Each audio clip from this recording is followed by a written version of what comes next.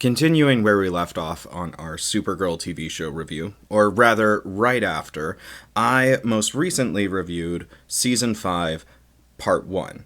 Now I'm going to review Season 5, Part 2, which continues after the Arrowverse's Crisis on Infinite Earths. Somewhat similarly to the comics, this event united multiple worlds onto one singular Earth. Unlike Wolfman's Crisis, though, there's no pretense that the multiverse is gone, just as far as our characters know, it is. I won't cover Crisis in depth, it was fun, but ultimately, like the other crossovers, wasn't too impactful for the characters from Supergirl specifically, or rather the main characters. One big thing Crisis did for Supergirl was bring back Jon Cryer's Lex Luthor. As I've said before, Cryer's Luthor is one of the best things about this show, so that's not too bad conceptually. However, they take us into a weird sort of limbo with the show. See, in the original comics Crisis, the only people who remembered the previous multiverse were few and far between. None of them were really big players in the universe, and for the most part, their remembering of past events wouldn't be important for a while. This meant all storylines were starting from scratch, and any changes would be introduced to the readers, but seen as normal for the characters.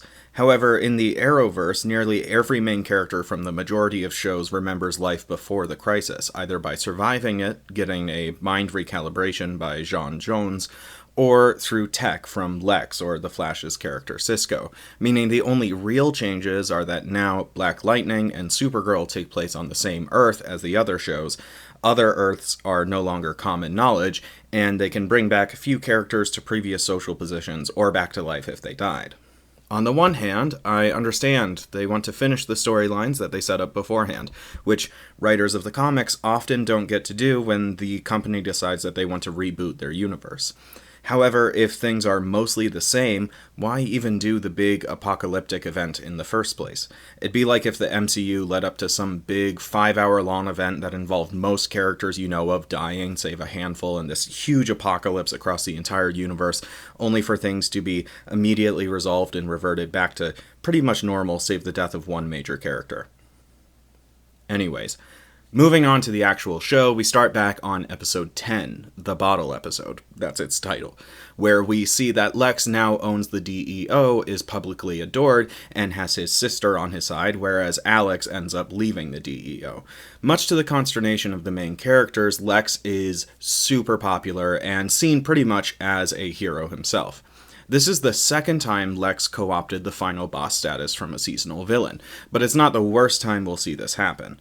We also see that the collapse of the old multiverse means that the collective hive mind of Brainiacs is collapsing as well, and they all merge into our Brainiac 5, causing him to take on an appearance and behavior much closer to the comics. This new Brainy is honestly great.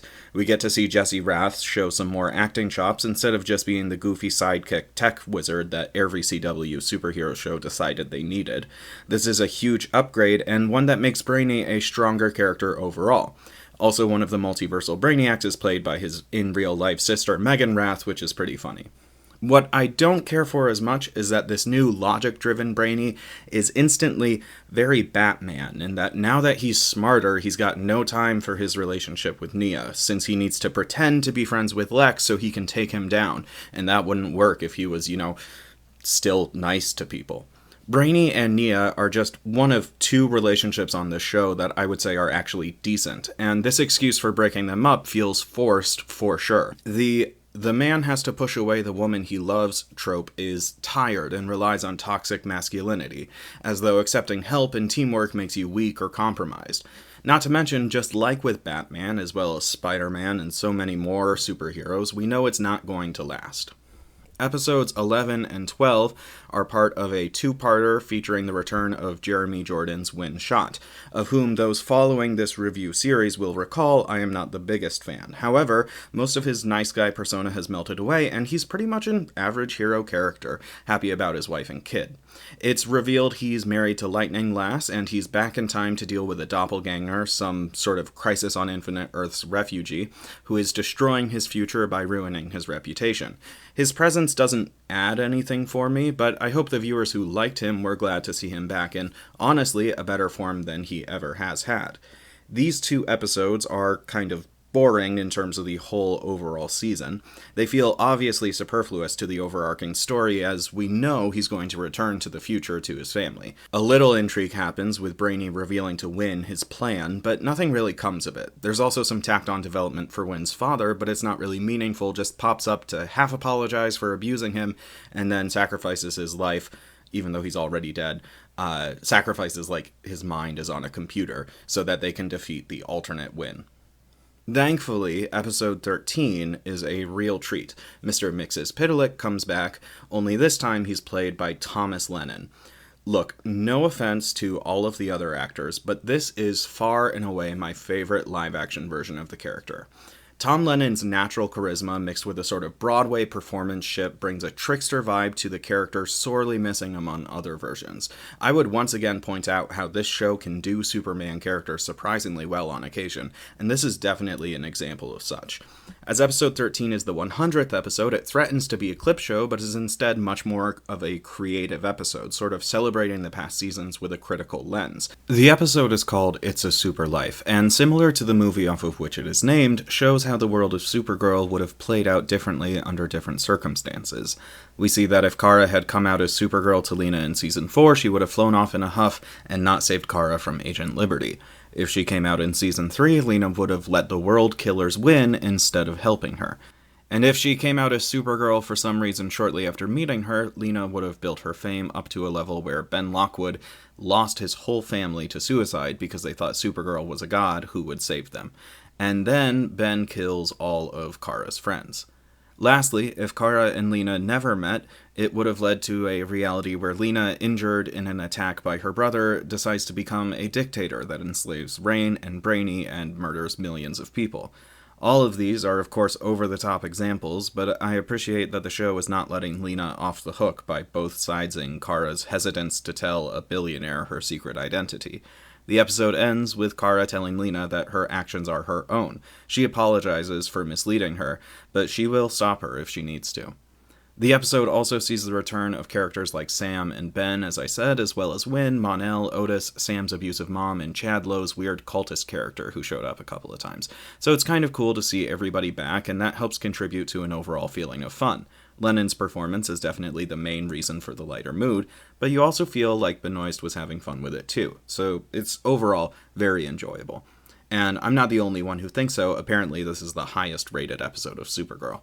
Episode 14, Bodyguard, is kind of an inconsequential episode in the overarching plot of the series, but does start to deal a bit more with the explicitly stated theme of the season, being an examination of how technology impacts lives. The Crisis of the Week storyline involves an employee at Obsidian North, which, as a reminder, is side character, well, I guess main character, but very side for a main character, Andrea's tech company being bankrolled by the shadowy secret aliens who are part of Leviathan. Anyways, the employee is fired after developing an addiction to their own virtual reality contact lenses. Dealing with the pressure of being out of a job and having an addiction, he takes his own life, leading his wife to try to take vengeance upon Andrea, which Supergirl has to stop.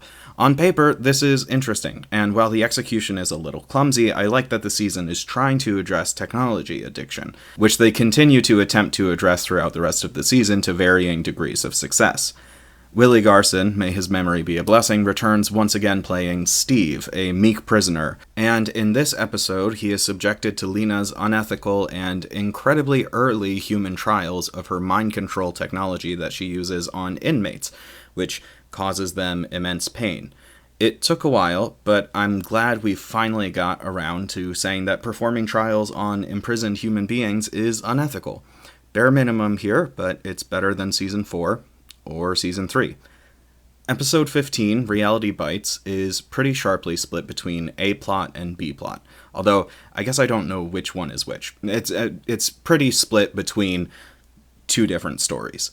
The more season arc-centered plot follows Alex, Kelly, and John finding a missing person who was having an emotional affair with a married woman in virtual reality, and then was kidnapped and tortured by the woman's husband, also in virtual reality. This half of the episode is kind of mediocre. I wish if the show was seriously invested in exploring how technology affects our lives, they would focus more on things like how the distance of the internet makes it easier for some people to cheat on their spouse or say horrible things, instead of going with a magical VR that allows you to torture people. And that's why it's bad, because it's like magic. The mystery is kind of intriguing though, so it could be worse. There's also some boring background stuff of Kara and William going on a date. They do a little bit of romance throughout the whole season, but I'm actually not going to be bringing it up too much because it has basically no bearing on the rest of the series. However, the more character-driven part of this episode is quite dark and mature, especially for this series, and deals quite bluntly with trans misogyny. Nia's roommate, Yvette, who is also a trans woman, is violently assaulted by a transphobic cis man who had catfished her on a dating site with the express intention of harming her. Obviously horrible, and this man is a serial assaulter. The cops and Supergirl do nothing to stop him, although there are scenes with Kara trying to get Nia to calm down instead of helping her. Nia finds the man, who is violently transphobic to her as well, before attempting to use a knife on her. She disarms him and considers killing him so that he can't attack anyone else.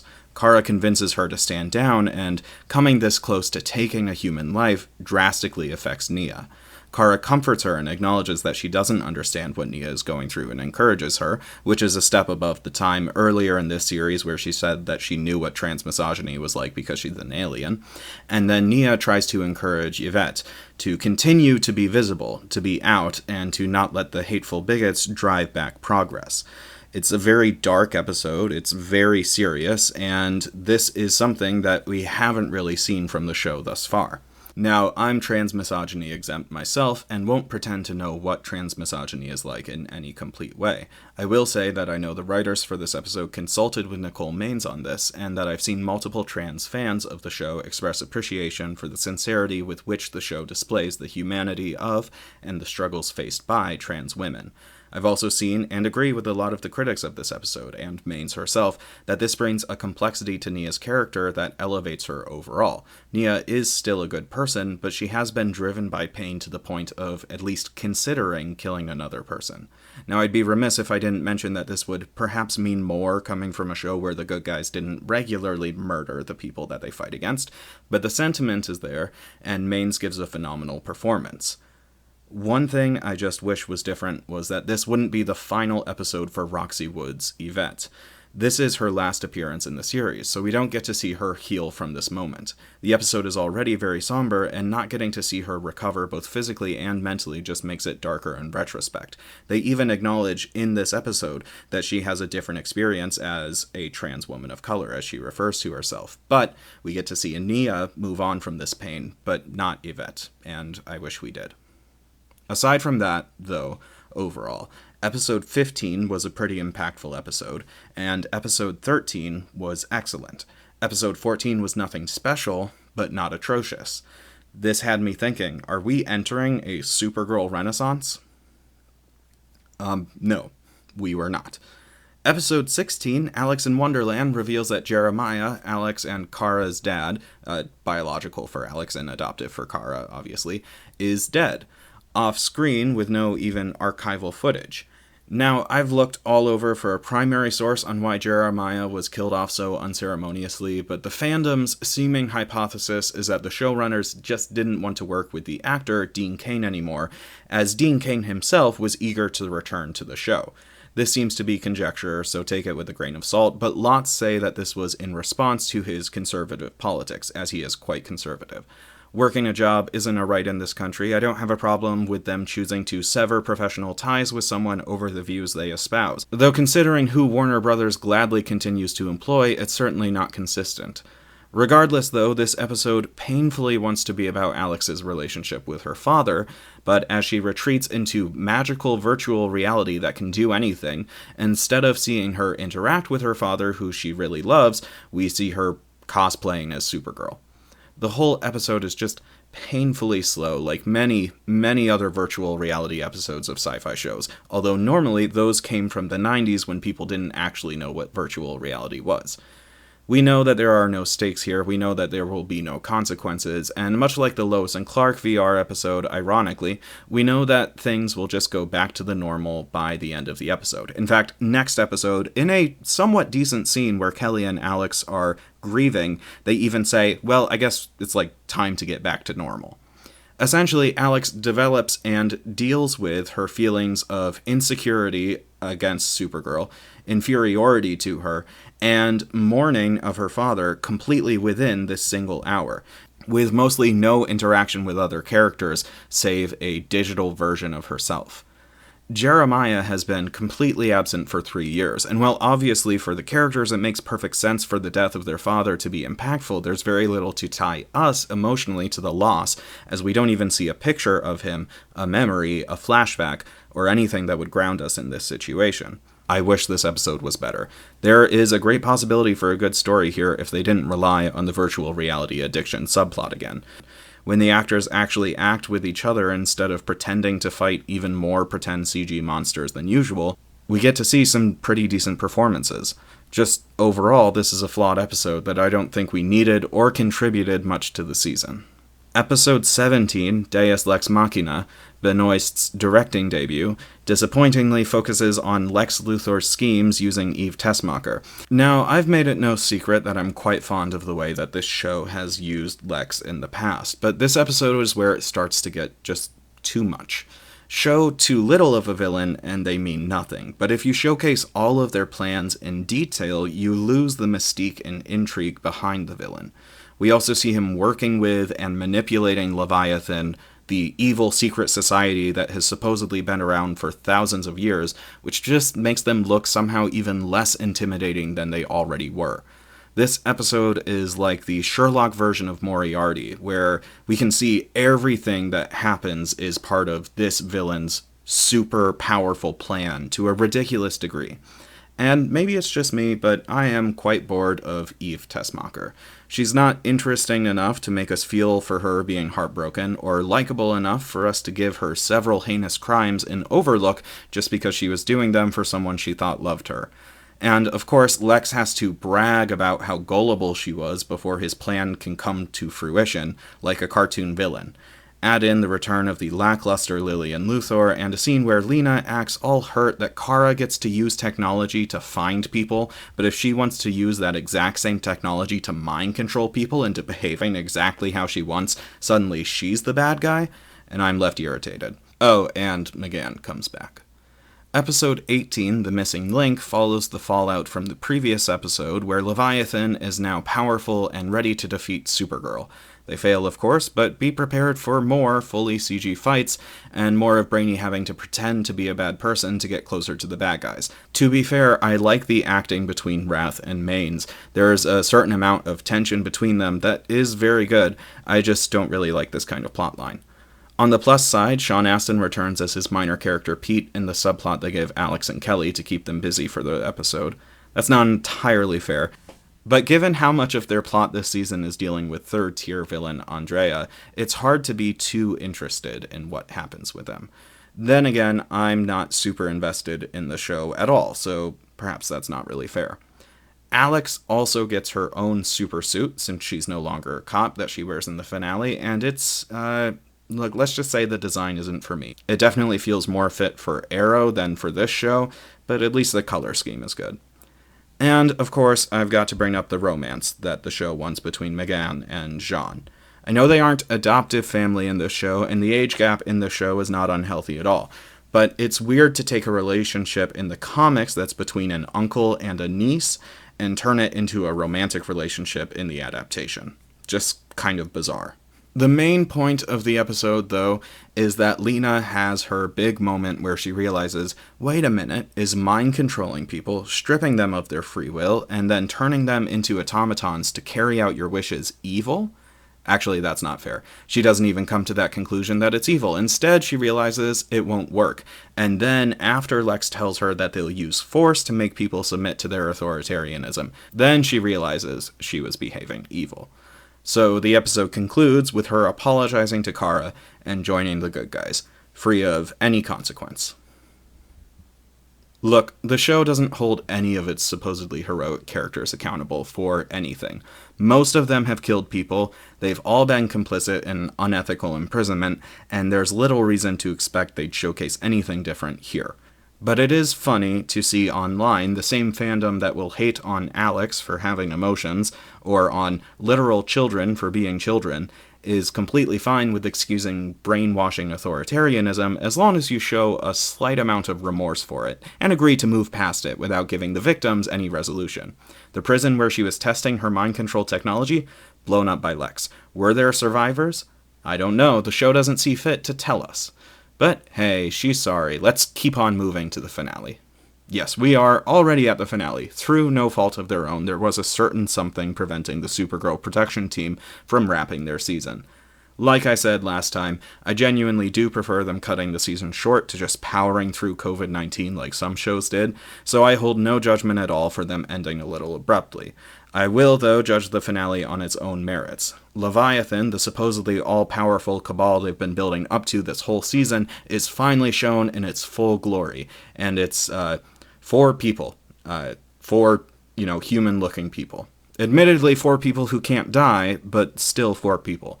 They are honestly the least compelling villains of the whole series. Admittedly, they are just secondary bad guys to Lex, the final boss of the season, again, but at least Agent Liberty had both an interesting design and some pathos beyond being MCU-style rule-the-world types. Their plan to take over the world, I guess, kind of works, as they get more than 2 billion people to log on to the addictive VR lenses all at once. Somehow. I don't know how, if they start this plan in the daytime in West Coast USA, they manage to get more than a quarter of the entire world to simultaneously use a product manufactured in the US that would feasibly cost, at bare minimum, $1,000 per person. To contrast, the highest selling VR console I could find in the real world, Quest 2, has sold about 20 million units, and I can guarantee they're not all being used simultaneously. This is a stupid thing to criticize, but it just kind of sticks out as a reason the tech addiction storyline feels so out of touch. Tons of people use technology way more than they should, but usually it's phones, or personal computers, or even television and video games. By making the crux of the problem center around highly immersive virtual reality, I find myself detached as I, like the vast majority of the world, do not use immersive VR technology. Perhaps others felt differently. Feel free to comment if you find this more realistic, but I would find this more believable if it was done through phones, like Legends of Tomorrow did. Kara convinces everybody to stop avoiding real life through technology, and despite my nitpicking, I do like the attempted message here. Life is hard, but you can't fully escape it by technology. It would work better if her speech to them wasn't universally effective, and would mean more if the alternative to stop using these lenses wasn't death, but this is at least a sentiment I can appreciate. Leviathan wants to kill all of the people as they are using these lenses, and so if you don't log out, you are going to die, which feels like that would be a pretty good incentive for people to log out, but whatever. They don't do that, obviously. That would be very dark if Supergirl decided that it had a mass genocide of humans as its season finale, but instead they are stopped. In part because Andrea decides to have a even less telegraphed change of character at the last moment, but also because Brainy activates his super secret plan and captures the majority of Leviathan, 3 out of 4 people, by sealing them in a bottle, but in the process exposes himself to toxic amounts of radiation. The Brainiac that he absorbed earlier, played by his sister, congratulates him, and there's a touching scene where he thinks he's dying. Good performances from the siblings and a surprisingly sincere moment. Lex steals the bottle and says he knew Brainy would betray him. Of course he did. And we end on a cliffhanger. Ultimately, it's hard to muster too much emotion about this season. Outside of It's a Super Life and Reality Bites, which are phenomenal, as well as the crossover, but that doesn't really count as a Supergirl episode, there's very little that catches the attention. Unlike seasons 3 and 4, there's comparatively little that is offensively bad, which is good, but also unlike those seasons, there's no compelling villains to keep my interest. This is why I struggle to return to this series. It's pretty much just mediocrity at this point. Some cringeworthy lines and a few bad effects and designs, but not enough to keep me invested. There's definitely some talent on the show, and I do commend them for doing their best. And if you loved this season, that's great for you. But it just felt like, to me, they ran out of steam as they were approaching the end of the show. But I will continue. Next time on Supergirl, which may be in 2 years, but hopefully not, we've reached the finale. Guess we'll see how the show ends. Badly. Sorry, spoiler, but it ends badly. Do me. We're home.